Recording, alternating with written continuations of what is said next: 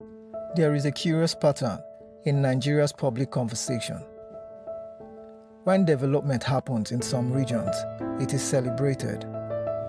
When similar progress happens in the southeast, it is questioned, minimized, or ignored. The question is not whether achievements exist. The real question is, why do some people feel compelled to downplay them? Downplaying is not always loud criticism. Sometimes it sounds like silence. Sometimes it sounds like it's exaggerated. Sometimes it sounds like others have it better. It's not a denial of reality. It's a refusal to fully acknowledge it. Psychology begins with memory.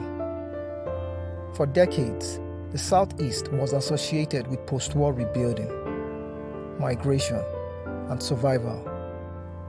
Those images became permanent reference points. Even when circumstances changed, the mental image did not.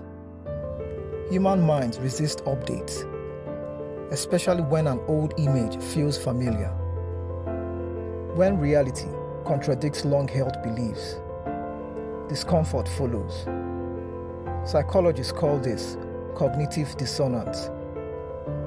Accepting Southeast achievements would require admitting that past assumptions were wrong. For some, it feels easier to minimize success than to revise belief. Igbo achievements often emerge without heavy federal spotlight. No loud announcements, no constant national validation. This self-driven success disrupts the idea that progress must always be externally granted, and disruption often triggers defensiveness. In competitive environments, acknowledgement can feel like loss.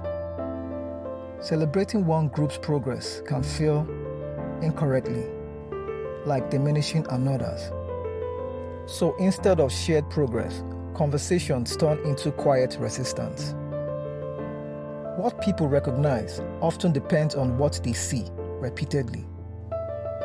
Media reputation builds familiarity. Familiarity builds legitimacy. When Southeast achievements are underreported, they appear rare, even when they are not.